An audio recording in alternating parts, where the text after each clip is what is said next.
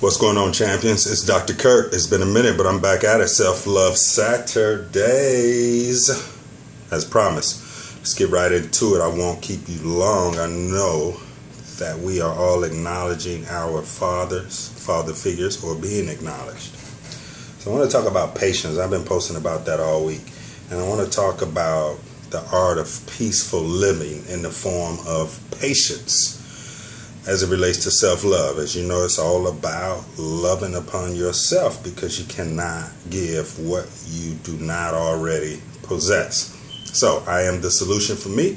You are the solution for you. Patience, the art of living peacefully. Now, patience is developed in the mind, not so much when events or people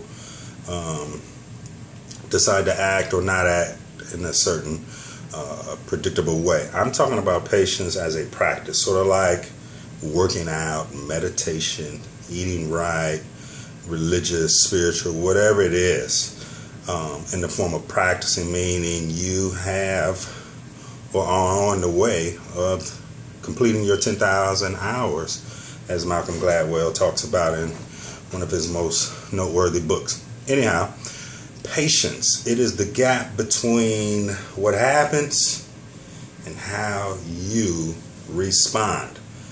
Patience, it's in between here, the gap between what happens and how you respond. I didn't say react, I mean respond, meaning having the ability to respond. In other words, being responsible in a way that suits you. And it is that learning, it is the gift right in the middle of the gap. Sometimes a few seconds, sometimes a few minutes, sometimes a few hours, and for some of us, depending on the level of intensity of the challenge, sometimes a few days or weeks. You have to wait for it. You noticed in previous videos, I've talked about taking inspired action. In other words, what's the point of moving if you're not feeling good about yourself or the situation?